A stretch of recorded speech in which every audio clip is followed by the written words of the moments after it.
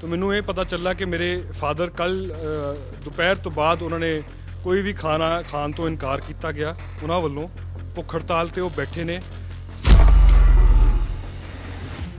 बदसलूकी उत्थे हो रही है मेरे फादर नाल इनह्यूमेन ट्रीटमेंट दे रहे हैं वॉशरूम तक जान नहीं दे रहे उन्होंने कहते हैं कि जिस सैल तुसीं बैठे उत्थे ही अपने आप को रिलीव करो अज मैनू ये भी उन्होंने दसिया कि उन्होंने फोर्स किया जा रहा अपना कड़ा उतारन लई 5वें दिन ते सिख होने का जो है उन्होंने तो बदला लिया जाए when you are an under trial तुसी किसी ਨੂੰ ਇਦਾਂ ਤੁਹਾਡੇ ਤੁਸੀਂ ਉਹਨੂੰ ਐਂ ਟ੍ਰੀਟ ਕਰ ਰਹੇ ਹੋ ਜਿੱਦਾਂ ਉਹਨੂੰ ਉਹ ਗੁਨਾਹਗਾਰ ਬਣ ਗਿਆ ਕੜਾ ਲਾਉਣ ਦੇ ਲਈ ਕਿਹਾ ਗਿਆ ਤੇ ਉਹਨਾਂ ਦੇ ਨਾਲ ਜਿਵੇਂ ਉਹਨਾਂ ਨੂੰ ਬਾਥਰੂਮ ਲਈ ਨਹੀਂ ਬਾਹਰ ਜਾਣ ਦਿੱਤਾ ਜਾ ਰਿਹਾ ਇਹ ਚੀਜ਼ਾਂ ਨੇ ਕਿ ਹੋਰ ਵੀ ਕੁਝ ਉਹਨਾਂ ਨੂੰ ਟੌਰਚਰ ਵੀ ਕੋਈ ਫਿਜ਼ੀਕਲੀ ਵੀ ਕੀਤਾ ਜਾ ਰਿਹਾ ਤਾਂ ਇਹ ਟਾਈਮਿੰਗ 2022 ਨੂੰ ਲੈ ਕੇ ਇਲੈਕਸ਼ਨਾਂ ਵੀ ਨੇੜੇ ਆ ਤੇ ਇਸ ਦੌਰਾਨ ਸੁਖਪਾਲ ਸਿੰਘ ਖਹਿਰਾ ਨੂੰ ਚੱਕਣਾ ਉਹ ਵੀ ਇੱਕ ਨਾਮ ਨੇਮ ਆ ਇੱਕ ਬਹੁਤ ਚਰਚਿਤ ਚਿਹਰਾ ਹੈ ਤਾਂ ਇਹਦੇ ਪਿੱਛੇ ਦਾ ਕਾਰਨ ਕੀ ਲੱਗਦਾ ਹੈ ਕਿ ਸੈਂਟਰ ਗਵਰਨਮੈਂਟ ਕੀ ਕਰਨਾ ਕੀ ਚਾਹੁੰਦੀ ਹੈ ਮੈਨੂੰ ਸਮਨ ਕੀਤਾ ਗਿਆ ਮੇਰੇ ਬ੍ਰਦਰ ਇਨ ਲਾ ਨੂੰ ਸਮਨ ਕੀਤਾ ਗਿਆ ਮੇਰੇ ਸਿਸਟਰ ਨੂੰ ਸਮਨ ਕੀਤਾ ਗਿਆ ਅਸੀਂ ਕੋਆਪਰੇਟ ਕੀਤਾ ਗੱਲ ਮੈਂ ਤਾਂ ਕਰੈਕਟ ਕਰੂਗੀ ਕਹਿੰਦੇ ਕਿ ਪਿਛਲੀਆਂ ਕਈ 3-4 ਤਰੀਕਾਂ ਤੇ ਸੁਖਪਾਲ ਸਿੰਘ ਖਹਿਰਾ ਗਏ ਨਹੀਂ ਝੂਠ 11 ਤਰੀਕ ਨੂੰ ਜਿਸ ਦਿਨ ਅਰੈਸਟ ਪੈਂਦੀ ਹੈ ਤੁਸੀਂ ਰਿਕਾਰਡ ਕੱਢ ਕੇ ਦੇਖ ਲਿਓ 11 ਤਰੀਕ ਦਾ ਉਹਨਾਂ ਨੂੰ ਸਮਨ ਹੀ ਨਹੀਂ ਆ ਤੇ ਅਰੈਸਟ ਕਿੱਥੋਂ ਹੁੰਦੇ ਆ ਅਰੈਸਟ ਈਡੀ ਦੇ ਆਫਿਸ 'ਚ ਹੁੰਦੇ ਜ਼ੋਨਲ ਆਫਿਸ ਤੋਂ ਸੋ ਦੈਟ ਮੀਨਸ ਕਿ ਉਹ ਵਿਲਫੁਲੀ ਵੋਲੰਟੈਰੀਲੀ ਆਪਣੀ ਮਰਜ਼ੀ ਨਾਲ ਉੱਥੇ ਗਏ ਉਹ ਨੌਨ ਕੋਆਪਰੇਸ਼ਨ ਦਾ ਇਵੇਸਿਵ ਦਾ ਉਹਨਾਂ ਦੀ ਆਰਗੂਮੈਂਟ ਹੀ ਫੇਲ ਹੋ ਜਾਂਦੀ ਉਸ ਦਿਨ ਦਾ ਮਨ ਕਲੀਅਰ ਹੈ ਉਹਨਾਂ ਨੂੰ ਪਤਾ ਉਹਨਾਂ ਨੇ ਕੁਝ ਗਲਤ ਨਹੀਂ ਕੀਤਾ ਆਉਣ ਵਾਲੇ ਸਮੇਂ 'ਚ ਉਹ ਸਭ ਕਲੀਅਰ ਹੋਊਗਾ ਲੇਕਿਨ ਉਹ ਆਪਣੇ ਵੱਲੋਂ ਵੋਲੰਟੈਰੀਲੀ ਉੱਥੇ ਜਾ ਕੇ ਪ੍ਰੈਜ਼ੈਂਟ ਹੁੰਦੇ ਨੇ ਸੋ ਇਸ ਤੋਂ ਔਰ ਉਹਨਾਂ ਦੇ ਵੱਲੋਂ ਇਹ ਇਲਜ਼ਾਮ ਲਾਉਣਾ ਕਿ ਨੌਨ ਕੋਆਪਰੇਸ਼ਨ ਉਹ ਬੇਬੁਨਿਆਦ ਸੀ ਸੁਖਪਾਲ ਸਿੰਘ ਖਹਿਰਾ ਦੇ ਬੇਟੇ ਵੀ ਨਾਲ ਦੀ ਨਾਲ ਵਕੀਲ ਵੀ ਵਕੀਲ ਦੀ ਅੱਖ ਤੋਂ ਸਮਝਣਾ ਚਾਹੁੰਦਾ ਕਿਉਂਕਿ ਸੁਖਪਾਲ ਸਿੰਘ ਖਹਿਰਾ ਨੇ ਇਹ ਗੱਲ ਆਖੀ ਕਿ ਮੈਂ ਤਾਂ ਸਟੇ ਲਈ ਹੋਈ ਹੈ ਕੋਰਟ ਤੋਂ ਤਾਂ ਫਿਰ ਵੀ ਮੇਰੀ ਅਰੈਸਟ ਪੈਂਦੀ ਹੈ ਇੱਦਾਂ ਹੋ ਜਾਂਦਾ ਇੱਕ ਵੀ ਫੇਕ ਪਾਸਪੋਰਟ ਉਸ ਟਾਈਮ ਤੁਹਾਨੂੰ ਯਾਦ ਹੋਊਗਾ ਇੱਕ ਗੱਲ ਚੱਲੀ ਸੀ ਫੇਕ ਪਾਸਪੋਰਟ ਅੱਜ ਉਹ ਗੱਲ ਕਿੱਥੇ ਹੈ ਫੇਕ ਪਾਸਪੋਰਟ ਦਾ ਕੋਈ ਐਲੀਗੇਸ਼ਨ ਕੋਈ ਸਿਰ ਪੈਰ ਨਹੀਂ ਕੁਝ ਨਹੀਂ ਰਿਕਵਰੀ ਮੇਰੇ ਫਾਦਰ ਯਾਰ ਹੀ ਇਜ਼ ਅ ਫੇਮਸ ਔਰ ਵੈਲ ਨੋਨ ਚਿਹਰਾ ਨੇ ਉਹ ਕਿਸੇ ਹੋਰ ਆਈਡੈਂਟੀਟੀ ਤੇ ਕਿਉਂ ਕੁਝ ਇਦਾਂ ਦਾ ਕਰਨਾ ਚਾਹਣਗੇ ਤੁਹਾਡੇ ਵਿਆਹ ਦੇ ਉੱਪਰ ਕਹਿੰਦੇ ਵੀ ਬਹੁਤ ਵੱਡੇ ਵੱਡੇ ਡਿਜ਼ਾਈਨਰਾਂ ਕੋਲੋਂ ਸੂਟ ਬਣਵਾਏ ਇਹ ਵੀ ਚੀਜ਼ਾਂ ਦਾ ਵਿੱਚ ਜ਼ਿਕਰ ਹੋ ਰਿਹਾ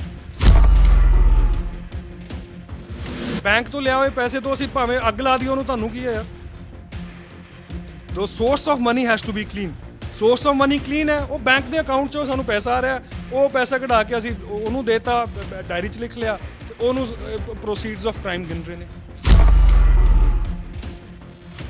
केजरीवाल ने कहा कि खैरा साहब आप जाओ यूएसए में आपके 15-16 शहरों में ट्रिप कराएंगे तो फंड रेजिंग करके आप वहाँ से आए उस ट्रिप के अंदर जो फंड इकट्ठा होया $1 $2 $2 आई एम नॉट श्योर वो भी किते ना किते साडे तो डायरी वो उत्थों किसी ने डायरी लिखी वो साडे कोल आ गई वो डायरी रिकवर हो गई वो जो फंड्स ने उन्होंने भी वो ड्रग मनी सोच रहे हैं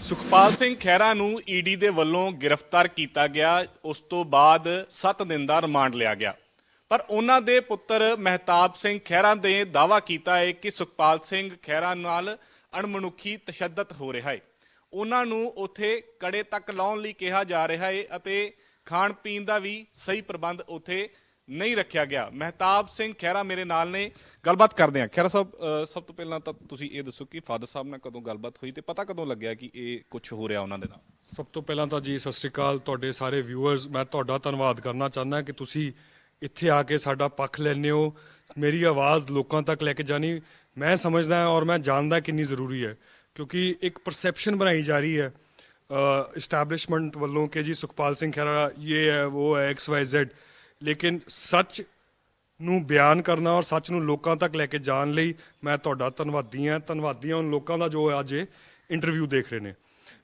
ਬਾਈ ਕੋਰਟ ਆਰਡਰ ਜੀ ਜਦੋਂ ਰਿਮਾਂਡ ਮਿਲੀ ਸੀ ਐਵਰੀ ਡੇ 5 ਤੋਂ 6 ਵਜੇ ਤੱਕ ਸਾਨੂੰ ਇੱਕ ਕਾਉਂਸਲ ਦੀ ਰਾਈਟ ਹੈ ਕਿ ਉੱਥੇ ਜਾ ਕੇ ਮੇਰੇ ਫਾਦਰ ਨਾਲ ਕੇਸ ਦੇ ਡਿਫੈਂਸ ਵਾਸਤੇ ਉਹ ਆਪਣੀ ਗੱਲਬਾਤ ਕਰ ਸਕਦੇ ਨੇ ਕਿਉਂਕਿ ਮੈਂ ਪਿਛਲੇ 1-2 ਦਿਨ ਤੋਂ ਇੱਥੇ ਆਇਆ ਹੋਇਆ ਸੀ ਆਪਣੇ ਜੱਦੀ ਪਿੰਡ ਰਾਮਗੜ੍ਹ ਵਿੱਚ ਆਪਣੇ ਵਰਕਰਸ ਦਾ, ਆਪਣੇ ਸਾਥੀਆਂ ਦਾ ਧੰਨਵਾਦ ਕਰਨ, ਕਿਉਂਕਿ ਮੇਰੇ ਫਾਦਰ ਨੂੰ ਬਹੁਤ ਇੱਕ ਲਾਰਜ ਗਰਾਊਂਡ ਲੈਵਲ ਤੇ ਸਪੋਰਟ ਮਿਲ ਰਹੀ ਹੈ। ਸੋ ਇਹਨਾਂ ਨੂੰ ਮੈਂ ਧੰਨਵਾਦ ਕਰਨ ਆਇਆ ਸੀ, ਉਹਨਾਂ ਦਾ ਸਾਥ ਦੇਣ ਆਇਆ ਸੀ।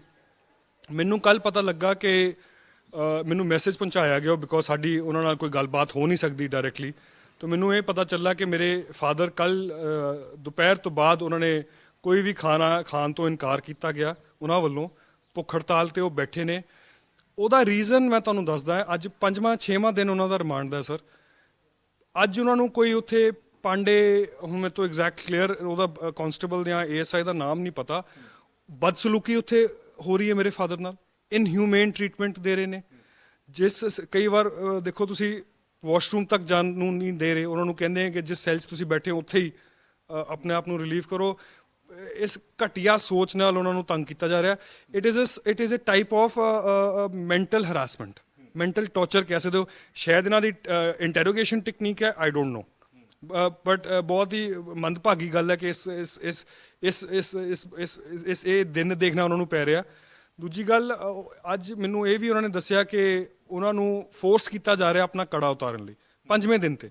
ਜੇ ਇਹਨਾਂ ਦੀ ਗੱਲ ਹੁੰਦੀ ਕਿ ਜੇ ਕੋਈ ਇਸ਼ੂ ਹੁੰਦਾ, ਉਹਨਾਂ ਨੂੰ ਪਹਿਲੇ ਦਿਨ ਕਹਿਣਾ ਚਾਹੀਦਾ ਸੀਗਾ ਕਿ ਨਹੀਂ। ਕਿਤੇ ਨਾ ਕਿਤੇ ਮੇਰਾ ਪਰਸਨਲ ਓਪੀਨੀਅਨ ਹੈ, ਕਿਤੇ ਨਾ ਕਿਤੇ ਮੈਨੂੰ ਲੱਗਦਾ ਉਹਨਾਂ ਨੂੰ ਸਿੱਖ ਹੋਣ ਦਾ ਜੋ ਹੈ ਉਹਨਾਂ ਤੋਂ ਬਦਲਾ ਲਿਆ ਜਾ ਰਿਹਾ, ਮੈਨੂੰ ਇਹ ਲੱਗਦਾ। ਹੋਰ ਕੋਈ ਰੀਜ਼ਨ ਨਹੀਂ ਹੈ। ਕਿਉਂ ਕੋਈ ਕਿਸੇ ਦਾ ਸਿੱਖੀ ਦਾ ਨਿਸ਼ਾਨੀ ਲਾਣਾ ਚਾਹੂਗਾ? ਮੇਰੇ ਫਾਦਰ ਨਾ ਕਿਸੇ ਨੂੰ ਹਰਟ ਕਰ ਰਹੇ ਨੇ। ਉਸ ਤੋਂ ਇਲਾਵਾ ਮੇਰੇ ਫਾਦਰ, ਪਲੀਜ਼ ਸਮਝੋ, ਹਜੇ ਇਨਵੈਸਟੀਗੇਟਿਵ ਸਟੇਜ ਤੇ ਹੈ। ਮੇਰੇ ਫਾਦਰ ਕਨਵਿਕਟ ਨਹੀਂ ਹੈ। ਬਹੁਤ ਜਲਦ ਆਪਣੇ ਸਾਰਿਆਂ ਦੇ ਸਾਹਮਣੇ ਸੱਚ ਆਊਗਾ ਜਦ ਇਹ ਕੇਸ ਕੋਰਟ ਵਿੱਚ ਜਾਊਗਾ। ਹਜੇ ਕੇਸ ਇਨਵੈਸਟੀਗੇਟਿਵ ਸਟੇਜ ਤੇ ਹੈ। ਮੈਂ ਵਕੀਲ ਹਾਂ ਔਰ ਸਾਰੇ ਮੇਰੇ ਲੀਗਲ ਫਰੈਟਰਨਿਟੀ ਤੋਂ ਮੇਰੇ ਭਰਾ ਸਮਝਣਗੇ ਕਿ ਦੋ ਚੀਜ਼ਾਂ ਹੁੰਦੀਆਂ ਨੇ। ਇੱਕ ਹੁੰਦਾ ਇਨਵੈਸਟੀਗੇਸ਼ਨ ਚੱਲ ਰਹੀ ਹੈ, ਠੀਕ ਹੈ, ਤੁਸੀਂ ਸਾਨੂੰ ਅਰੈਸਟ ਕਰ ਲਿਆ, ਭਾਵੇਂ ਤੁਹਾਡੀ ਅਰੈਸਟ ਜੋ ਹੈ ਇਲੀਗਲ ਹੈ, ਅਨਕਨਸਟੀਟਿਊਸ਼ਨਲ ਹੈ। ਮੈਂ ਉੱਤੇ ਆਊਂਗਾ, ਤੁਹਾਨੂੰ ਸਮਝਾਊਂਗਾ ਔਰ ਦੱਸੂੰਗਾ ਕਿਉਂ ਇਹ ਜੋ ਅਰੈਸਟ ਕੀਤੀ ਗਈ ਹੈ ਕਿਉਂ ਗਲਤ ਹੈ ਤੇ ਕਿਉਂ ਝੂਠੀ ਹੈ। ਲੇਕਿਨ ਕਿਸੇ ਨੂੰ when you are N under trial, ਤੁਸੀਂ ਕਿਸੇ ਨੂੰ ਇਦਾਂ ਤੁਸੀਂ ਉਹਨੂੰ ਐਂ ਟਰੀਟ ਕਰ ਰਹੇ ਹੋ ਜਿੱਦਾਂ ਉਹ ਗੁਨਾਹਗਾਰ ਬਣ ਗਿਆ। ਸੋ ਬੜੀ ਮਾੜੀ ਗੱਲ ਹੈ। ਇੱਕ ਗੱਲ ਇਹ ਦੱਸੋ ਕਿ ਇਹ ਭੁੱਖ ਹੜਤਾਲ ਤੇ ਕੱਲ ਤੋਂ ਬੈਠੇ ਨੇ? ਹਾਂਜੀ, ਕੱਲ ਤੋਂ ਜੀ ਬਿਲਕੁਲ। ਇਹ ਕੜਾ ਲਾਉਣ ਦੇ ਲਈ ਕਿਹਾ ਗਿਆ ਤੇ ਉਹਨਾਂ ਦੇ ਨਾਲ ਜਿਵੇਂ ਉਹਨਾਂ ਨੂੰ ਬਾਥਰੂਮ ਲਈ ਨਹੀਂ ਬਾਹਰ ਜਾਣ ਦਿੱਤਾ ਜਾ ਰਿਹਾ, ਇਹ ਚੀਜ਼ਾਂ ਨੇ ਕਿ ਹੋਰ ਵੀ ਕੁਝ ਉਹਨਾਂ ਨੂੰ ਟੌਰਚਰ ਵੀ ਕੋਈ ਫਿਜ਼ੀਕਲੀ ਵੀ ਕੀਤਾ ਜਾ ਰਿਹਾ? ਨਹੀਂ, ਦੇਖੋ ਫਿਜ਼ੀਕਲੀ ਟੌਰਚਰ ਕਰਕੇ ਜਾਣਗੇ ਕਿੱਥੇ, ਲੇਕਿਨ ਨਹੀਂ ਦੇਖੋ ਟੌਰਚਰ ਅੱਜ ਕੱਲ੍ਹ ਵੀ ਵੈਸੇ ਵੀ, ਬਿਕੋਜ਼ ਜੋ ਆਪਣਾ ਕਾਨੂੰਨ ਹੈ ਉਹ ਕਹਿੰਦਾ ਕਿ ਐਵਰੀ 48 ਆਵਰਸ ਤੁਸੀਂ ਮੈਡੀਕਲ ਚੈੱਕਅਪ ਲਈ ਜਾਣਾ। ਮੈਡੀਕਲ ਚੈੱਕਅਪ ਇਹ ਨਹੀਂ ਹੁੰਦਾ ਕਿ ਡਿਟੇਲਡ ਮੈਡੀਕਲ ਚੈੱਕਅਪ ਹੁੰਦਾ, ਉਹਦੇ 'ਚ ਤੁਹਾਡਾ ਬਲੱਡ ਪ੍ਰੈਸ਼ਰ ਦੇਖਦੇ ਤੁਹਾਡੀ ਬਾਡੀ ਤੇ ਕੋਈ ਜ਼ਖਮ ਨਹੀਂ ਹੈ। ਸੋ ਫਿਜ਼ੀਕਲ ਟੌਰਚਰ ਨਹੀਂ ਉਹ ਕਰਦੇ, ਉਹ ਇੰਨੀ ਵੀ ਨਹੀਂ ਕੋਈ ਗੱਲ ਹੈ। ਬਟ ਕਿਸੇ ਤੇ ਬੰਨ ਤੇ ਬੋਝ ਪਾਣਾ, ਕਿਸੇ ਨੂੰ ਇਦਾਂ ਸਟ੍ਰੈਸ ਕਰਨਾ, it is a form of mental torture. ਮਤਲਬ ਮੈਂਟਲੀ ਟੌਰਚਰ ਸਗੋਂ ਫਿਜ਼ੀਕਲ ਨਾਲੋਂ ਜ਼ਿਆਦਾ ਭੈੜਾ ਹੁੰਦਾ ਜੀ। ਉਹ ਤਾਂ ਕੀ ਕਰ ਸਕਦੇ ਹਾਂ, ਕੋਈ ਨਾ, ਜਦ ਸਮਾਂ ਆਊਗਾ।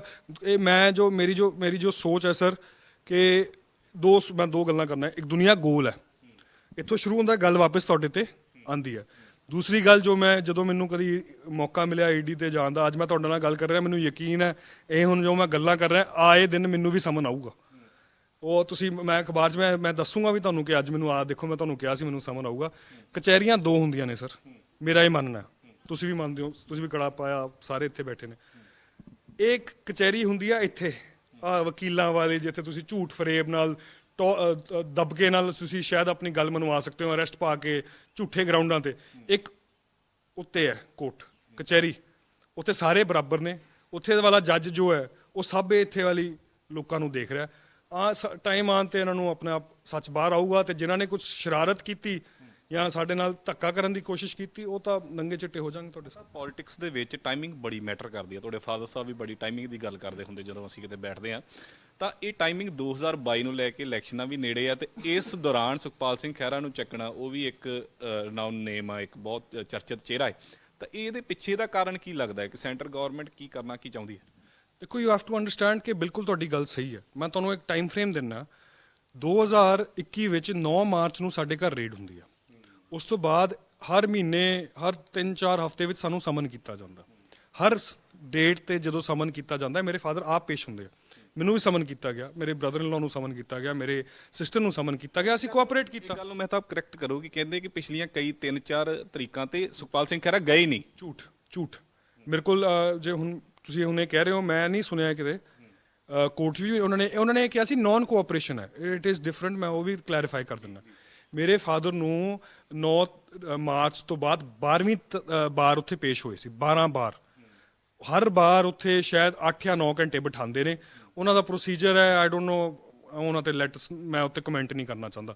ਉਹ 12 ਵਾਰ ਮੇਰੇ ਫਾਦਰ ਉੱਥੇ ਪੇਸ਼ ਹੋ ਚੁੱਕੇ ਨੇ। ਸੋ ਮਚ ਸੋ ਕਿ ਉਹਨਾਂ ਦਾ ਲਾਸਟ ਸਮਨ 10 ਨਵੰਬਰ 2021 ਵਾਸਤੇ ਉਹਨਾਂ ਦਾ ਲਾਸਟ ਸਮਨ ਸੀ। ਉਸ ਦਿਨ ਉਹ ਪੇਸ਼ ਹੋਏ। ਉਸ ਦਿਨ ਬਿਕੋਜ਼ ਕਿਸੇ ਕਾਰਨ ਕਰਕੇ ਉਹਨਾਂ ਨੇ ਜ਼ਿਆਦਾ ਸਵਾਲ ਨਹੀਂ ਕਰ ਪਾਏ, ਤੇ ਮੇਰੇ ਫਾਦਰ ਕਹਿੰਦੇ ਕਿ ਅੱਜ ਤੁਹਾਡਾ ਸਵਾਲ ਰਹਿ ਗਿਆ, ਤੁਸੀਂ ਚੰਡੀਗੜ੍ਹ ਆਏ ਹੋਏ ਹੋ, ਕੱਲ ਦਾ ਮੇਰਾ ਸਮਨ ਨਹੀਂ ਹੈ, ਲੇਕਿਨ ਮੈਂ ਆਪਣੇ ਆਪ ਨੂੰ ਫਿਰ ਪ੍ਰੈਜ਼ੈਂਟ ਕਰਦਾ। 11 ਤਰੀਕ ਨੂੰ ਜਿਸ ਦਿਨ ਅਰੈਸਟ ਪੈਂਦੀ ਹੈ, ਤੁਸੀਂ ਰਿਕਾਰਡ ਕੱਢ ਕੇ ਦੇਖ ਲਿਓ, 11 ਤਰੀਕ ਦਾ ਉਹਨਾਂ ਨੂੰ ਸਮਨ ਹੀ ਨਹੀਂ ਆ। ਤੇ ਅਰੈਸਟ ਕਿੱਥੋਂ ਹੁੰਦੇ ਆ? ਅਰੈਸਟ ਈਡੀ ਦੇ ਆਫਿਸ 'ਚ ਹੁੰਦੇ, ਜ਼ੋਨਲ ਆਫਿਸ ਤੋਂ। ਸੋ ਦੈਟ ਮੀਨਸ ਕਿ ਉਹ ਵਿਲਫੁਲੀ ਵੋਲੰਟੈਰੀਲੀ ਆਪਣੀ ਮਰਜ਼ੀ ਨਾਲ ਉੱਥੇ ਗਏ। ਸੋ ਨੌਨ ਕੋਆਪਰੇਸ਼ਨ ਦਾ, ਇਵੇਸਿਵ ਦਾ ਉਹਨਾਂ ਦੀ ਆਰਗੂਮੈਂਟ ਹੀ ਫੇਲ ਹੋ ਜਾਂਦੀ ਉਸ ਦਿਨ।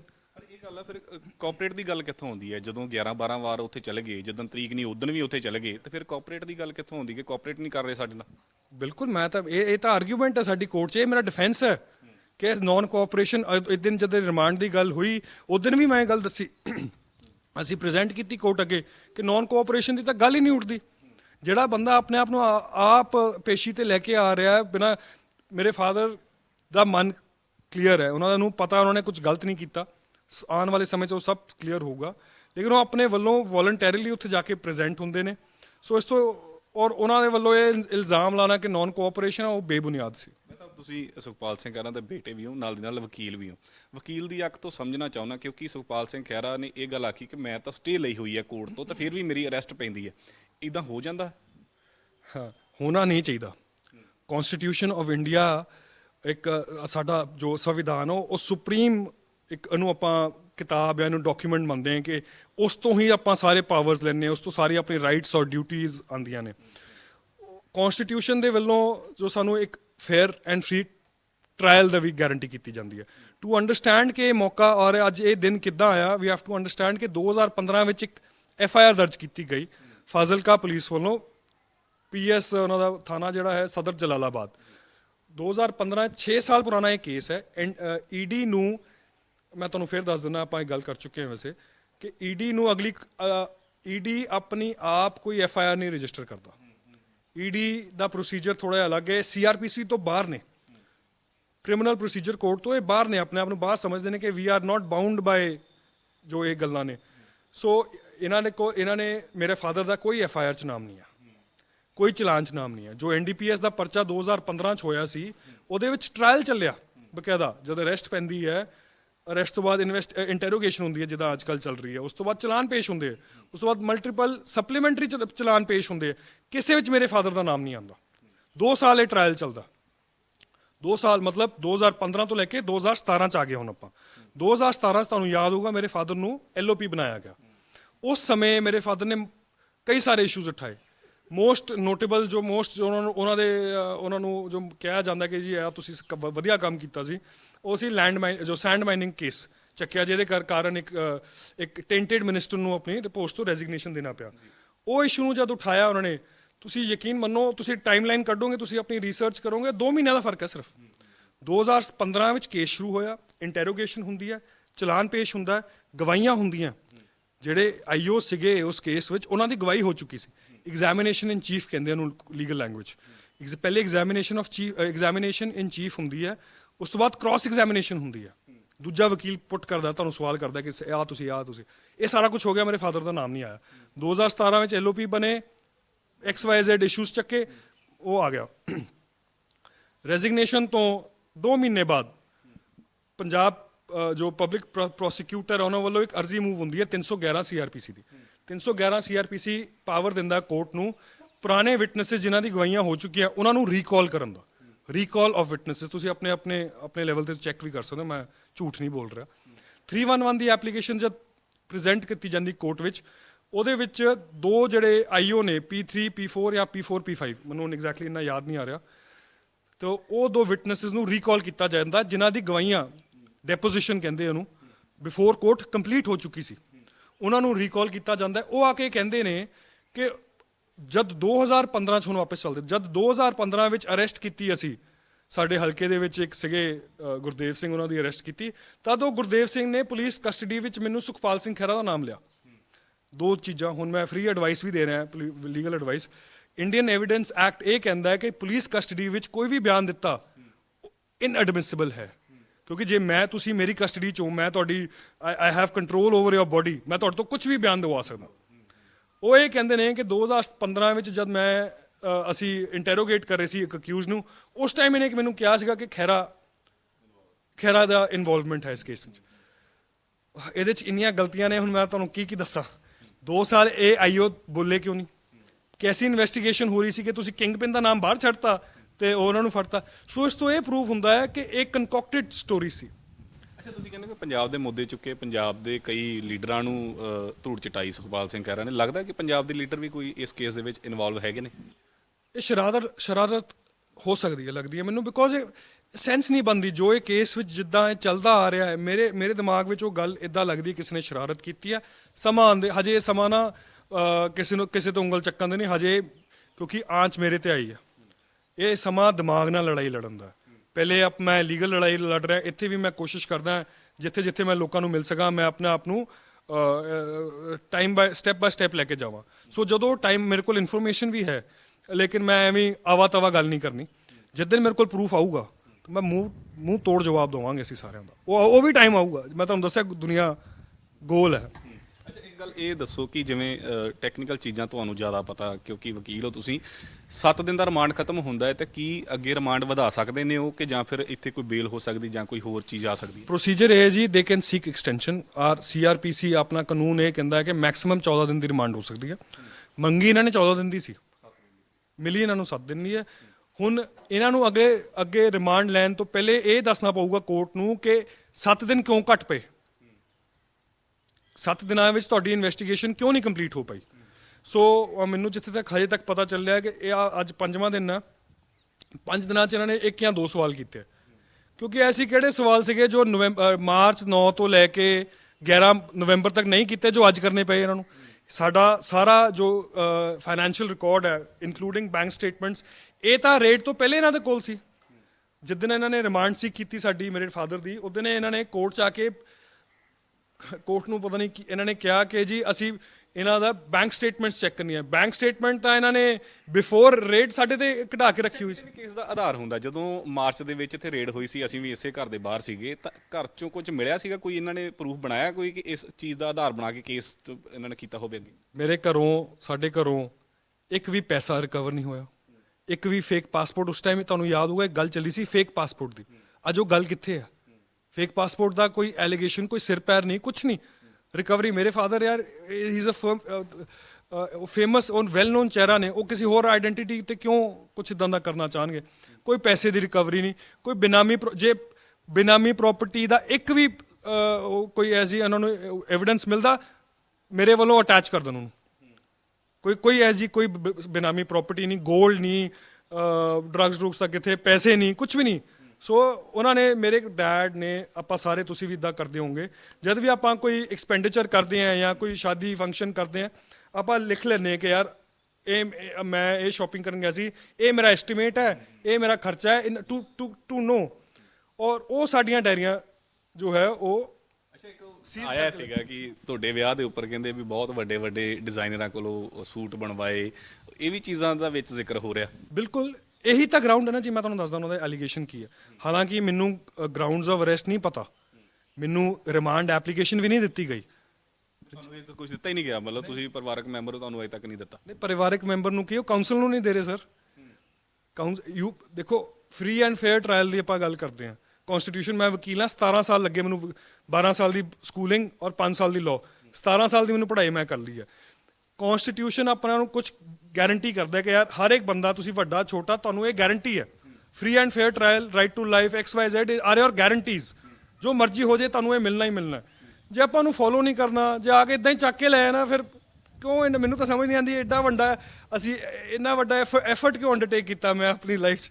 17 ਸਾਲ ਆਈ ਐਮ ਨਾਟ ਡਿਸਹਾਰਟਨਡ, ਮੈਂ ਦੁੱਖ ਨਹੀਂ ਮਨਾ ਰਿਹਾ, ਬਸ ਮੈਨੂੰ ਹਾਸਾ ਆਉਂਦਾ ਕਿ ਜਦੋਂ ਕਿਸੇ ਨੇ ਜ਼ਬਰ ਕਰਨਾ ਹੁੰਦਾ, ਧੱਕਾ ਕਰਨਾ ਹੁੰਦਾ, ਤਾਂ ਕੋਈ ਵੀ ਹੱਥਕੰਡਾ ਅਪਣਾ ਸਕਦਾ। ਜਦੋਂ ਡਿਜ਼ਾਈਨਰ ਦੀ ਗੱਲ ਹੁੰਦੀ ਹੈ, ਉਹਦਾ ਤੁਸੀਂ ਦੱਸੋ ਕਿ ਮਨੀਸ਼ ਮਲਹੋਤਰਾ ਹੋਣਾ ਕੋਲ ਸੂਟ ਸਿਲਵਾਏ ਨੇ ਤੁਸੀਂ? ਹਾਂਜੀ ਬਿਲਕੁਲ ਸਰ, ਮੈਂ ਤੁਹਾਨੂੰ ਦੱਸਦਾ, ਇਦਾਂ ਨਹੀਂ ਹੈ। ਮੇਰੇ ਤੋਂ ਪਹਿਲੇ ਮੇਰੀ ਸਿਸਟਰ ਦਾ ਵਿਆਹ ਹੋਇਆ। ਮੇਰੇ ਫਾਦਰ ਇੱਕ ਵੈਲ ਨੋਨ ਪਰਸਨੈਲਿਟੀ ਹੈ ਦੇਖੋ ਸੋਸਾਇਟੀ ਵਿੱਚ ਹਰ ਇੱਕ ਨੂੰ ਆਪਣਾ ਜਦ ਵੀ ਆਪਣਾ ਵਿਆਹ ਕਰਦਾ ਬੰਦਾ ਕੋਈ ਆਪਣੇ ਸਾਰਿਆਂ ਨੂੰ ਜਿੰਨੇ ਵੀ ਚਾਹਣ ਵਾਲੇ ਹੁੰਦੇ ਕੋਸ਼ਿਸ਼ ਕਰਦੇ ਕਿ ਸਾਰਿਆਂ ਨੂੰ ਆਪਾਂ ਬੁਲਾਈਏ। ਜਦ ਮੇਰੇ ਫਾਦਰ ਨੇ ਮੇਰੀ ਸਿਸਟਰ ਦਾ ਵਿਆਹ ਕੀਤਾ ਉਦੋਂ ਅਸੀਂ ਆਪਣੀ ਲੈਂਡ ਨੂੰ ਮੌਰਟਗੇਜ ਕਰਕੇ ਜਿੱਦਾਂ ਐਗਰੀਕਲਚਰਲ ਲਿਮਿਟ ਜਿਹਨੂੰ ਕਹਿੰਦੇ ਆ ਮੌਰਟਗੇਜ ਕਰਕੇ ਬੈਂਕ ਤੋਂ ਪੈਸਾ ਲਿਆ। ਉਸ ਬੈਂਕ ਦੇ ਪੈਸੇ ਤੋਂ ਅਸੀਂ ਜੇ ਮਨੀਸ਼ ਮਲਹੋਤਰਾ ਦਾ ਲੈ ਵੀ ਲਿਆ ਜਾਂ ਪੁਨੀਤ ਅਰੋੜੇ ਤੋਂ ਸਮਾਨ ਲੈ ਵੀ ਲਿਆ ਉਸ 'ਚ ਗਲਤ ਕੀ ਆ? ਮਨੀ ਜੋ ਇਹ ਅਲੈਜ ਕਰ ਰਹੇ ਹੈ ਉਹ ਪੈਸਾ ਪ੍ਰੋਸੀਡਸ ਆਫ ਕ੍ਰਾਈਮ ਹੋਣਾ ਚਾਹੀਦਾ ਤਾਂ ਹੀ ਉਹ ਸਾਨੂੰ ਅਰੈਸਟ ਕਰ ਸਕਦੇ ਸੀ। ਬੈਂਕ ਤੋਂ ਲਿਆ ਹੋਏ ਪੈਸੇ ਤੋਂ ਅਸੀਂ ਭਾਵੇਂ ਅੱਗ ਲਾ ਦਈਏ ਉਹਨੂੰ, ਤੁਹਾਨੂੰ ਕੀ ਹੈ ਯਾਰ? ਦੋ source of money has to be clean. Source of money clean ਹੈ, ਉਹ ਬੈਂਕ ਦੇ ਅਕਾਊਂਟ 'ਚੋਂ ਸਾਨੂੰ ਪੈਸਾ ਆ ਰਿਹਾ, ਉਹ ਪੈਸਾ ਕਢਾ ਕੇ ਅਸੀਂ ਉਹਨੂੰ ਦੇਤਾ, ਡਾਇਰੀ 'ਚ ਲਿਖ ਲਿਆ ਤੇ ਉਹਨੂੰ ਪ੍ਰੋਸੀਡਸ ਆਫ ਕ੍ਰਾਈਮ ਗਿਣ ਰਹੇ ਨੇ। ਅੱਛਾ, ਹੋਰ ਕੀ ਮੁੱਖ ਆਧਾਰ ਕੀ ਬਣਾ ਰਹੇ? ਜਿਵੇਂ ਇਹ ਤਾਂ ਮੈਂ ਜ਼ਿਕਰ ਸੁਣਿਆ ਸੀਗਾ ਤਾਂ ਮੈਨੂੰ ਯਾਦ ਆ ਗਿਆ, ਹੋਰ ਕਿਹੜੀਆਂ ਚੀਜ਼ਾਂ ਨੇ? ਉਸ ਦਿਨ ਜਿੱਦਣ ਆਰਗੂਮੈਂਟ ਹੋਈ ਸਾਡੀ ਕੋਰਟ ਵਿੱਚ ਰਿਮਾਂਡ ਤੇ ਇਹਨਾਂ ਨੇ 3 ਚੀਜ਼ਾਂ ਕਹੀਆਂ ਕਿ 3 ਕਰੋੜ ਰੁਪਏ ਦਾ ਇਹਨਾਂ ਦਾ ਇਨਕਮ ਤੇ ਐਕਸਪੈਂਡੀਚਰ ਵਿੱਚ ਫਰਕ ਹੈ। 3 ਕਰੋੜ ਦਾ 1 ਕਰੋੜ ਮੇਰੇ ਸਿਸਟਰ ਦੇ ਵਿਆਹ ਤੇ 1 ਕਰੋੜ ਮੇਰੇ ਵਿਆਹ ਤੇ 1 ਕਰੋੜ ਸਾਡੀ ਘਰ ਦੀ ਰੈਨੋਵੇਸ਼ਨ ਦੇ ਚੰਡੀਗੜ੍ਹ ਅਸੀਂ 3 ਕਰੋੜ ਦਾ ਪੂਰਾ ਤਾਂ ਇਹ ਬਰਾਬਰ ਹੋ ਗਿਆ। ਇੱਕ ਐਲੀਗੇਸ਼ਨ 15 ਮਿੰਟਾਂ ਵਿੱਚ ਡਿਸਪਰੂਵ ਹੋ ਗਈ ਇਹਨਾਂ ਦੀ 10 ਮਿੰਟਾਂ 'ਚ। ਇੱਕ ਐਲੀਗੇਸ਼ਨ ਸੀਗੀ ਕਿ ਫੋਰਨ ਫੰਡਿੰਗ ਦੀ ਇਹਨਾਂ ਨੇ ਮੇਰੇ ਫਾਦਰ ਨੂੰ ਝਾੜੂ ਵਾਲਿਆਂ ਨੇ, ਹੁਣ ਮੈਂ ਉਹਨਾਂ ਦੀ ਦੇਖੋ ਕਿੰਨੇ ਝੂਠੇ ਨੇ ਅੱਜ ਉਹ ਬੇਨਕਾਬ ਹੋਏ ਨੇ, ਸਾਨੂੰ ਤਾਂ ਪਹਿਲੇ ਦਾ ਪਤਾ ਸੀਗਾ ਕਿੱਦਾਂ ਦੇ ਨੇ। 2016 ਵਿੱਚ ਮੇਰੇ ਫਾਦਰ ਨੂੰ ਅਰਵਿੰਦ ਕੇਜਰੀਵਾਲ ਨੇ ਇੱਕ USA ਦੇ ਟ੍ਰਿਪ ਵਾਸਤੇ ਭੇਜਿਆ। ਹੁਣ ਮੇਰੇ ਕੋਲ ਫੋਟੋਜ਼ ਨਹੀਂ ਹੈ, ਮੈਂ ਪਿਛਲੀ ਕਈ ਇੰਟਰਵਿਊਜ਼ ਵਿੱਚ ਉਹ ਫੋਟੋਜ਼ ਵੀ ਦਿਖਾਈਆਂ, ਸ਼ਾਇਦ ਤੁਸੀਂ ਦੇਖਿਆ ਹੋਵੇ। 2016 ਵਿੱਚ ਮੇਰੇ ਕਿਉਂਕਿ ਮੇਰੇ ਫਾਦਰ ਦੀ NRIs ਵਿੱਚ ਅੱਛੀ ਅਪੀਲ ਹੈ, ਜੋ ਵੀ ਉਹ ਦਲੀਲ ਕਰਦੇ ਨੇ ਅੱਛੇ ਸੱਚੇ ਮਨ ਨਾਲ ਕਰਦੇ तो NRIs जो उन्होंने साथ देंगे ने। तो केजरीवाल ने कहा कि खैरा साहब आप जाओ USA में, आपके 15-16 शहरों में ट्रिप कराएंगे और फंड रेजिंग करके आप वहाँ से आए। उस ट्रिप के अंदर जो फंड इकट्ठा होया $1 2 lakh I am not sure, ਉਹ ਵੀ ਕਿਤੇ ਨਾ ਕਿਤੇ ਸਾਡੇ ਤੋਂ ਡਾਇਰੀ 'ਚ ਉਹ ਉੱਥੋਂ ਕਿਸੇ ਨੇ ਡਾਇਰੀ ਲਿਖੀ, ਉਹ ਸਾਡੇ ਕੋਲ ਆ ਗਈ, ਉਹ ਡਾਇਰੀ ਰਿਕਵਰ ਹੋ ਗਈ। ਉਹ ਜੋ ਫੰਡਸ ਨੇ ਉਹਨੂੰ ਵੀ ਉਹ ਡਰੱਗ ਮਨੀ ਸੋਚ ਰਹੇ ਨੇ। ਉਹ ਪੈਸਾ ਕਿਹਦੇ ਕੋਲ ਗਿਆ ਫਿਰ? ਉਹ ਆਮ ਆਦਮੀ ਪਾਰਟੀ ਉੱਥੇ ਬੰਦੇ ਬੈਠੇ ਸੀ ਟੋਪੀਆਂ ਵਾਲੇ ਪਾ ਕੇ, ਉਹ ਫੋਟੋਜ਼ ਨਹੀਂ ਹੁਣ ਮੇਰੇ ਕੋਲ ਹੈਗੀਆਂ, ਮੇਰੇ ਤੋਂ ਗਲਤੀ ਹੋ ਗਈ, ਮੈਂ ਚੰਡੀਗੜ੍ਹ ਭੁੱਲ ਆਇਆ, ਮੈਂ ਲੱਭ ਕੇ ਤੁਹਾਨੂੰ ਮੈਂ ਈਮੇਲ ਕਰਵਾ ਸਕਦਾ ਤੁਹਾਨੂੰ, ਤੁਸੀਂ ਤੁਹਾਡੇ ਅਕਾਊਂਟ ਤੇ ਤੁਸੀਂ ਉਹਨਾਂ ਨੂੰ ਦੇਖਿਓ। ਮੇਰੇ ਇੱਕ ਪਾਸੇ ਇੱਕ ਪੋਸਟਰ ਛਪਵਾਇਆ ਗਿਆ, Sukhpal Singh Khaira is coming to the United States of America, 16 ਦਿਨ ਦਾ ਪ੍ਰੋਗਰਾਮ, ਆਓ ਹੁਮ ਹੁਮਾ ਕੇ ਪਹੁੰਚੋ। ਉੱਥੇ ਜਦ ਮੇਰੇ ਫਾਦਰ ਸਟੇਜ ਤੇ ਬੋਲ ਰਹੇ ਨੇ, ਉੱਥੇ ਟੇਬਲ ਲੱਗੇ ਹੋਏ ਔਰ ਇਹਨਾਂ ਦਾ ਇੱਕ ਟੇਬਲ ਸੀਗਾ, ਉੱਥੇ ਕੰਪਿਊਟਰ ਲੈ ਕੇ ਟੋਪੀ ਵਾਲੇ ਬੈਠੇ ਹੁੰਦੇ ਸੀ, ਉਹਨਾਂ ਨੂੰ ਉਹ ਫੰਡਸ ਉੱਥੇ ਇਕੱਠੇ ਕਰਦੇ ਸੀ। ਜਦ ਇਸ ਗੱਲ ਨਾਲ ਕਨਫਰੰਟ ਕੀਤਾ ਗਿਆ, ਆਮ ਆਦਮੀ ਪਾਰਟੀ ਨੂੰ ਸਮਨ ਗਿਆ, ਉਹ ਆਮ ਆਦਮੀ ਪਾਰਟੀ ਚੋਂ ਕੋਈ ਪੰਕਜ ਉੱਥੇ ਜਾ ਕੇ ਪੇਸ਼ ਹੋਇਆ, ਕੋਰਾ ਨਾ ਕਰਤਾ ਉਹਨੇ, ਕਹਿੰਦਾ ਵੀ ਸਾਡੇ ਵੱਲੋਂ ਗਿਆ ਹੀ ਨਹੀਂ, ਅਸੀਂ ਭੇਜਿਆ ਹੀ ਨਹੀਂ ਜੀ। ਜਿਹੜਾ ਬੰਦਾ ਮੇਰੇ ਫਾਦਰ ਨੂੰ, ਤੁਹਾਨੂੰ ਪਤਾ ਹੈ ਮੇਰੇ ਫਾਦਰ ਔਰ ਕੇਜਰੀਵਾਲ ਦਾ ਥੋੜਾ 36 ਦਾ ਅੰਕੜਾ ਹੈ ਹੁਣ, ਲੇਕਿਨ ਉਹਨਾਂ ਦੀ ਜੋ ਵਰਜ਼ਨ ਹੈ ਉਹਨੂੰ ਗੋਸਪਲ ਟਰੂਥ ਮੰਨ ਲਿਆ ਉਹਨਾਂ ਨੇ ਕਿ ਹਾਂ ਕੇਜਰੀਵਾਲ ਦੇ ਬੰਦੇ ਨੇ ਇਹ ਕਹਿਤਾ ਇਹ 100% ਸੱਚ ਹੈ। ਜੇ ਸਾਨੂੰ ਅਰੈਸਟ ਕਰਨਾ ਸੀਗਾ ਉਹਨਾਂ ਨੂੰ ਵੀ ਅਰੈਸਟ ਕਰੋ, ਪਤਾ ਚੱਲ ਜਾਣਾ 100 ਦੀ 100। ਤੁਸੀਂ ਪ੍ਰੂਫ ਕਰ ਸਕਦੇ ਹੋ ਕਿ ਉਹਨਾਂ ਦੇ ਬੈਂਕ ਟ੍ਰਾਂਸਫਰ ਹੋਏ ਹੋਣਗੇ ਪੈਸੇ ਕਿ ਜਾਂ ਕੈਸ਼ ਲੈ ਕੇ ਦਿੱਤਾ ਸੀ? ਨਹੀਂ, ਉਹ ਨਹੀਂ ਮੈਨੂੰ ਪਤਾ ਅੰਦਰ। ਹੁਣ ਇਹਨਾਂ ਨੇ ਡਿਸਕਲੋਜ਼ ਕੀਤਾ ਕਿ ਨਹੀਂ ਕੀਤਾ ਉਹ ਮੈਨੂੰ ਨਹੀਂ ਨਾ ਪਤਾ। This question has to be put to them। ਜੇ ਉਹ ਨਹੀਂ ਤੁਹਾਨੂੰ ਦੱਸਦੇ ਨੌਨ ਕੋਆਪਰੇਸ਼ਨ ਵਾਸਤੇ ਅਰਵਿੰਦ ਕੇਜਰੀਵਾਲ ਨੂੰ ਅਰੈਸਟ ਕਰੋ ਜਾਂ ਜੋ ਵੀ ਉਹਨਾਂ ਦੇ ਜੋ ਹੈ ਉਹਨਾਂ ਨੂੰ ਅਰੈਸਟ ਕਰੋ। It is not my duty to prove. ਮੈਂ ਉਹਨਾਂ ਨੂੰ ਪ੍ਰੂਫ ਦੱਸਦਾ ਹੈ, ਮੈਂ ਉਹਨਾਂ ਨੂੰ ਇਹ ਸ਼ੋਅ ਕਰ ਦਿੱਤਾ ਕਿ 2016 ਵਿੱਚ ਇਹ ਫੰਕਸ਼ਨ ਹੋਏ ਸੀ, ਇੱਥੇ ਅਸੀਂ ਗਏ ਸੀ, ਇੱਥੇ ਫੰਡ ਰੇਜ਼ਿੰਗ ਹੋਈ। ਉਹ ਪੈਸਾ ਕਿੱਥੇ ਗਿਆ? ਉਹਨਾਂ ਨੇ ਇੰਡੀਆ ਲੈ ਕੇ ਆਏ, ਕਿਸੇ ਫੋਰਨ ਅਕਾਊਂਟ 'ਚ ਭੇਜ ਦਿੱਤਾ। ਦੇਖੋ ਇਦਾਂ ਤਾਂ ਹੈ ਨਹੀਂ ਕਿ $1 ਤੁਸੀਂ ਜੇਬਾਂ 'ਚ ਪਾ ਕੇ ਲੈ ਕੇ ਆ ਸਕਦੇ ਹੋ। ਕਿੱਥੇ ਗਿਆ ਉਹ ਪੈਸਾ? ਸਾਡੇ ਕੋਲ ਤਾਂ ਹੈ ਨਹੀਂ, ਜਾਂ ਸਾਡੇ ਕੋਲ $1 ਦੀ ਰਿਕਵਰੀ ਹੋਵੇ ਉਹ ਸ਼ੋਅ ਕਰ ਦੇਣ। ਇਹ ਦੋਨੋਂ ਚੀਜ਼ਾਂ ਉਹਨਾਂ ਕੋਲ ਹੈ ਨਹੀਂ ਔਰ it is a baseless allegation. Even if ਮੈਂ ਤੁਹਾਨੂੰ ਦੱਸਦਾ, ਇਹਨਾਂ ਨੇ ਸਾਨੂੰ PMLA 'ਚ ਸਾਨੂੰ ਪ੍ਰੋਸੀਕਿਊਟ ਕਰਨਾ ਚਾਹੁੰਦੇ ਨੇ, ਉਹਦੇ ਵਾਸਤੇ ਇਹਨਾਂ ਨੇ NDPS ਦਾ ਕੇਸ ਦਾ ਨਾਲ ਲਿੰਕ ਕੀਤਾ, ਸ਼ਡਿਊਲਡ ਅਫੈਂਸ। ਸਮਝਾ ਦਿਓ PMLA prevention of money laundering act. ਇਹ ਐਕਟ ਹੈ ਜਿਹਦੇ ਅੰਦਰ ਸਾਨੂੰ ਇਹ ਉਹ ਕਰਨਾ ਚਾਹੁੰਦੇ ਨੇ। ਉਹਦੇ ਵਿੱਚ ਗੈਰ ਕਾਨੂੰਨੀ ਕੀ ਹੈ? Proceeds of crime. ਡਰੱਗਸ ਵੇਚ ਕੇ ਜੋ ਪੈਸਾ ਆਉਂਦਾ, ਉਹ ਪੈਸਾ ਜੇ ਤੁਸੀਂ ਖੁਰਦ-ਬੁਰਦ ਕਰਦੇ ਹੋ, ਆਪਣੇ ਆਪ ਤੇ ਖਰਚਦੇ ਹੋ, ਦੈਟ ਇਜ਼ ਐਨ ਆਫੈਂਸ। ਇਹ ਮਨੀ ਜੋ ਹੈ ਫੋਰਨ ਫੰਡਿੰਗ, ਉਸ ਡਰੱਗ ਕੇਸ ਨਾਲ ਤਾਂ ਲਿੰਕਡ ਹੀ ਨਹੀਂ ਹੈ। So it is not A case of ਜੇ ਮੰਨ ਲਓ ਜੀ ਉਹ $1 ਲੱਖ ਫੋਰਨ ਫੰਡਿੰਗ ਸਾਡੇ ਕੋਲ ਅਸੀਂ ਜੇਬਾਂ 'ਚ ਪਾ ਕੇ ਲਿਆਏ ਸਭ ਫॉर ਸਮਹਾਉ 에ਅਰਪੋਰਟ ਤੋਂ ਅਸੀਂ ਆਪਣੀ ਜੇਬਾਂ 'ਚ ਪਾ ਕੇ ਲਿਆਏ, ਕਿਸੇ ਨੇ ਰੋਕਿਆ ਨਹੀਂ ਸਾਨੂੰ। ਉਹ ਫਿਰ ਵੀ ਫੈਮਾ ਤੇ ਫੈਰਾ ਦੀ ਵਾਇਲੇਸ਼ਨਸ ਹੈ, ਉਹ ਤੇ ਪੈਨਲਟੀ ਲੱਗਦੀ ਹੈ, ਜੇਲ੍ਹ ਥੋੜ੍ਹਾ ਤੁਸੀਂ ਜਾ ਸਕਦੇ ਹੋ ਯਾਰ। How that money is linked to drug money, ਉਹ ਮੇਰੇ ਦਿਮਾਗ ਤੋਂ ਬਾਹਰ ਹੈ ਜੀ। ਮੈਂ ਤਾਂ ਆਖਰੀ ਸਵਾਲ ਆ ਮੇਰਾ, ਇੱਕ ਚਰਚਾ ਬੜੀ ਹੋ ਰਹੀ ਹੈ ਸੋਸ਼ਲ ਮੀਡੀਆ ਦੇ ਉੱਪਰ ਵੀ, ਮੈਂ ਥੱਲੇ ਕਮੈਂਟਰੀ ਵਗੈਰਾ ਪੜ੍ਹ ਰਿਹਾ ਸੀ ਤੁਹਾਡੇ ਪੋਸਟਾਂ ਦੀ, ਕਿ ਲੋਕ ਇਹ ਚਰਚਾ ਕਰ ਰਹੇ ਆ ਕਿ ਤੁਸੀਂ ਹੁਣ ਸਰਕਾਰ ਦੇ ਵਿੱਚ ਹੋ ਤੇ ਸਰਕਾਰ ਦੇ ਨੁਮਾਇੰਦੇ ਕਿਉਂ ਨਹੀਂ ਤੁਹਾਡੇ ਨਾਲ ਖੜਦੇ ਨਜ਼ਰ ਆ ਰਹੇ? ਕੋਈ ਪਰਸਨਲੀ ਗੱਲ ਹੋ ਰਹੀ ਹੈ ਕਿ ਜਾਂ ਵਾਕਈ ਤੁਹਾਨੂੰ ਲੱਗਦਾ ਕਿ ਨਹੀਂ ਖੜ ਰਹੇ? ਨਹੀਂ ਨਹੀਂ ਸਰ, ਇਦਾਂ ਦੀ ਕੋਈ ਗੱਲ ਨਹੀਂ ਹੈ। ਚੰਨੀ ਸਾਹਿਬ ਨੇ ਚੱਲਦੇ ਸੈਸ਼ਨ ਵਿੱਚ ਮੇਰੇ ਫਾਦਰ ਦੀ ਸਾਥ ਦਿੱਤਾ, ਸਪੋਰਟ ਕੀਤੀ। ਉਸ ਤੋਂ ਬਾਅਦ ਮੇਰੇ ਫਾਦਰ ਦੇ ਬੜੇ ਖਾਸ ਫਰੈਂਡ ਦੋਸਤ ਸੁਲਤਾਨਪੁਰ ਲੋਧੀ ਤੋਂ ਐਮਐਲਏ ਸਾਹਿਬ ਨਵਤੇਜ ਸਿੰਘ ਚੀਮਾ ਨੇ ਉਹਨਾਂ ਦਾ ਸਾਥ ਦਿੱਤਾ, ਹਰਮਿੰਦਰ ਸਿੰਘ ਗਿੱਲ ਸਾਹਿਬ ਐਮਐਲਏ ਸਾਹਿਬ ਨੇ ਉਹਨਾਂ ਦਾ ਸਾਥ ਦਿੱਤਾ, ਸਿਮਰਜੀਤ ਸਿੰਘ ਬੈਂਸ ਨੇ ਉਹਨਾਂ ਦਾ ਸਾਥ ਦਿੱਤਾ, ਅਕ੍ਰੋਸ ਪਾਰਟੀ ਲਾਈਨਸ ਲੋਕਾਂ ਨੇ ਉਹਨਾਂ ਦਾ ਸਾਥ ਦਿੱਤਾ। ਦੇਖੋ ਮੈਂ ਪੋਲੀਟੀਕਲ ਪਰਸਨ ਨਹੀਂ ਹਾਂ, ਮੈਂ ਉੱਤੇ ਜ਼ਿਆਦਾ ਟਿੱਪਣੀ ਨਹੀਂ ਕਰ ਸਕਦਾ। ਮੇਰੇ ਫਾਦਰ ਨੇ ਆਮ ਲੋਕਾਂ ਲਈ ਲੜਾਈ ਲੜੀ ਆ, ਅੱਜ ਉਹੀ ਲੋਕ ਉਹਨਾਂ ਨੂੰ ਸਪੋਰਟ ਕਰ ਰਹੇ ਆ। ਮੇਰੇ ਲਈ ਉਸ ਤੋਂ ਵੱਡੀ ਗੱਲ ਕੋਈ ਨਹੀਂ ਹੈ। ਆਫ ਕੋਰਸ ਬਿੱਟੂ ਸਾਹਿਬ ਨੇ ਕੀਤਾ, ਮੈਂ ਸਾਰਿਆਂ ਦਾ ਬਹੁਤ ਬਹੁਤ ਰਹਿਣੀ ਹੈ। ਮੈਂ ਸੁਖਜਿੰਦਰ ਰੰਧਾਵਾ ਸਾਹਿਬ ਐਮਐਲਏ ਸਾਹਿਬ ਡਿਪਟੀ ਸੀਐਮ ਨੇ, ਉਹਨਾਂ ਨੇ ਵੀ ਮੈਨੂੰ ਹੌਸਲਾ ਦਿਵਾਇਆ ਕਿ ਨਹੀਂ ਇਹ ਗਲਤ ਹੋ ਰਿਹਾ। ਸੋ ਉਹਨਾਂ ਦਾ ਮੈਂ ਧੰਨਵਾਦੀ ਹਾਂ। ਜਿਹੜਾ ਵੀ ਇਨਸਾਨ ਮੈਨੂੰ ਫੋਨ ਕਰਕੇ ਮੇਰੇ ਨਾਲ ਹਮਦਰਦੀ ਜਤਾ ਰਿਹਾ, ਮੈਂ ਉਹਨਾਂ ਦਾ ਦੇਣ ਨਹੀਂ ਕਦੀ ਦੇ ਸਕਦਾ।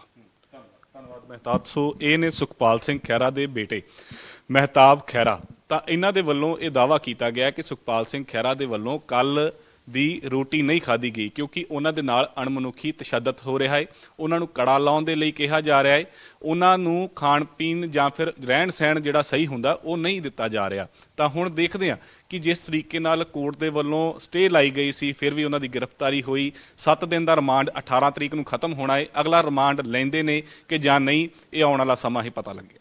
ਕੈਮਰਾਮੈਨ ਮਨੀਸ਼ ਦੇ ਨਾਲ ਮਨਦੀਪ ਸਿੰਘ, ਡੇਲੀ ਪੋਸਟ ਪੰਜਾਬੀ, ਰਾਮਗੜ੍ਹ।